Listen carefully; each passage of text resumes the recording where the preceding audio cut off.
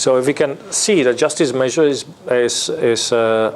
pursued as a response, reparation and retribution, it may help some political prisoners, but retribution creates defiance among communists. When when political prisoners observe the defiance, it leads to their dissatisfaction. It inhibits their kind of rehabilitation. So they are more inclined to speak out, but through public truth-telling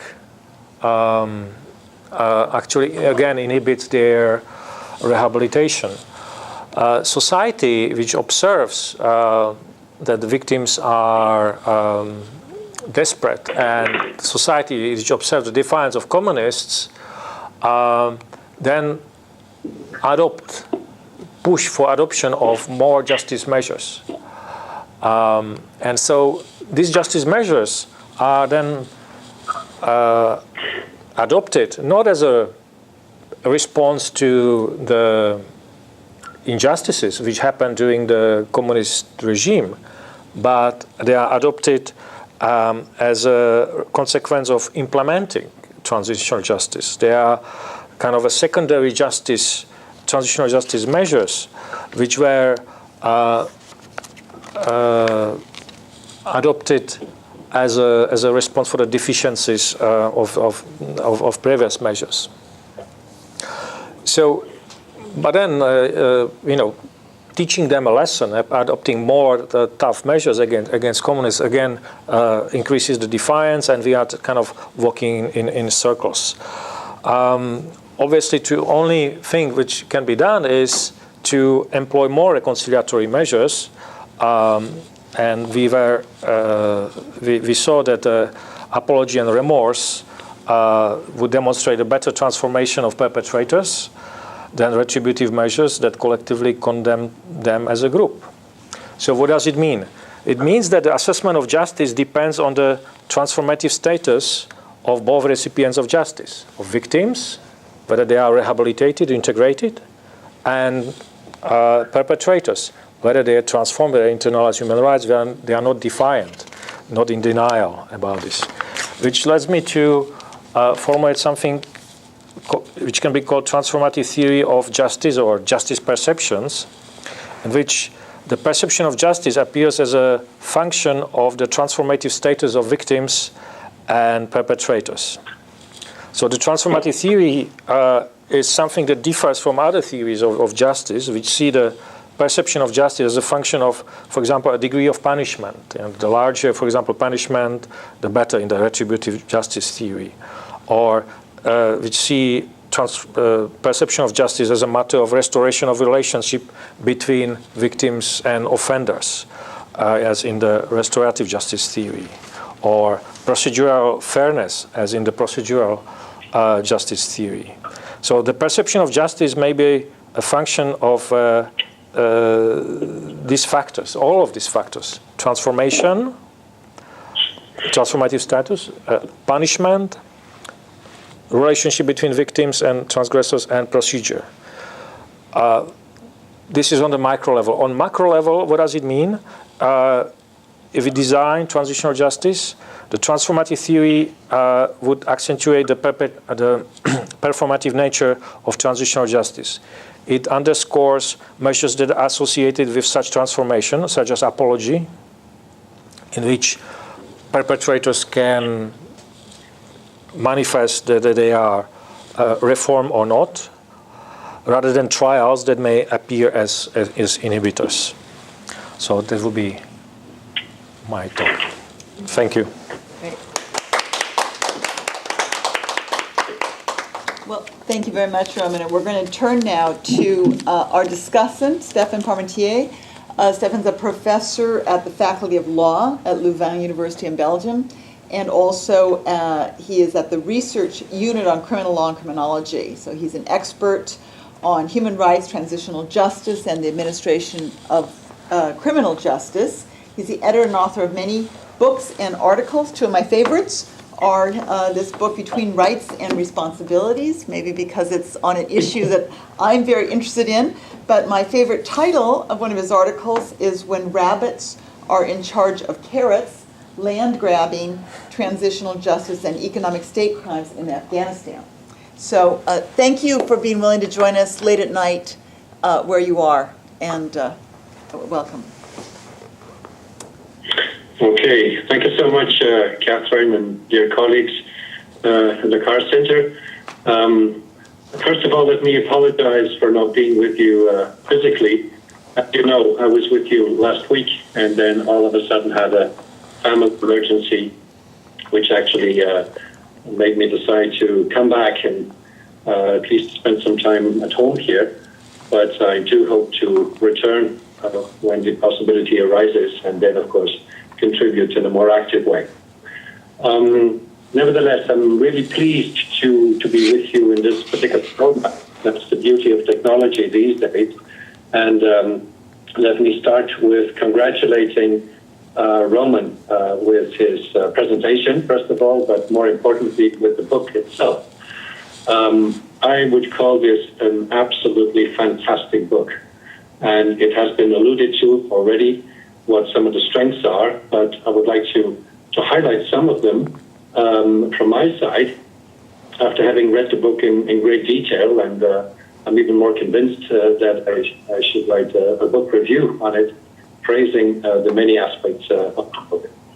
I would call it what anthropologists have been calling particular fields of transitional justice as a thick description. A thick description. Now, normally that is a notion or a concept used for ethnographers or anthropologists because they spend lots of time in the field and they get to know people's behavior, expectations, attitudes, what have you. But here, it's not an ethnographic study, obviously. It's not an anthropological study. It's a social science study with causality, with quantitative data, qualitative data, yet I think it's an extremely rich and thick description because of the triangulation of methods. And Roman himself alluded to that fact. He used quantitative data, indeed, on the basis of official data sets. He introduced interviews with a number of people. He organized surveys, and not the least, he also organized an experimental survey, which I think is quite unique.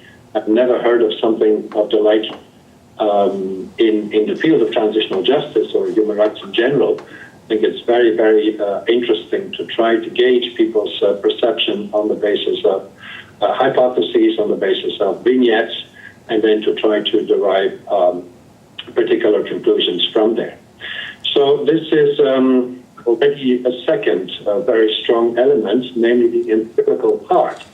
And as is rightly put in the book, it seems more exceptional than it is the rule, because there's a lot of theorizing, there's a lot of conceptualization in transitional justice these days and over the last 20 years, let's say, but there's actually very little empirical testing. And so what this book brings is exactly that.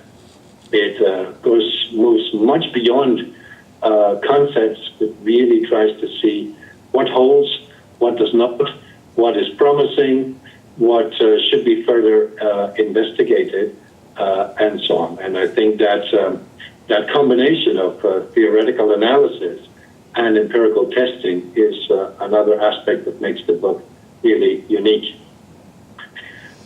The third element, which I would like to highlight, is the fact that the book extends not only to victims, which is the normal way of doing, let's say, but to perpetrators. That is really very exceptional.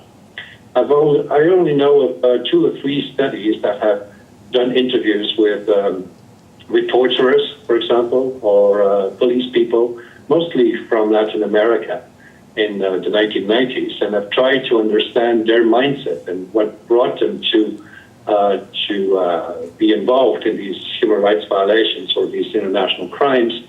There's a little bit on Rwanda and Burundi, for that matter, but it's the exception, and what is very rarely, if ever, done is the combination of both looking at the victims and the offenders, or in this case, the communist offenders and their acts. And what comes up very clearly from looking at that particular field or this particular group is the fact that this group is not homogeneous. It's not a group where everyone thinks along the same lines, everyone behaves along the same lines.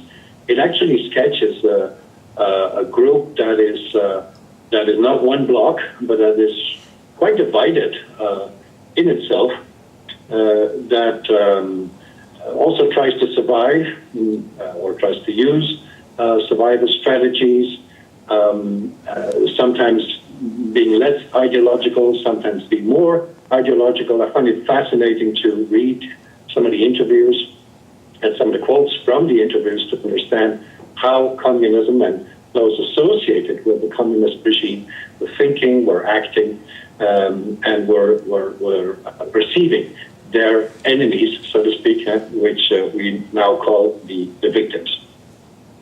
I think that's another real asset of the book, that it brings together these two perspectives and tries to make sense of both of them. Now, another element which I would like to highlight is the dynamic nature of transitional justice, I would like to call it. Particularly the sections on secondary demands I found very, very interesting and compelling.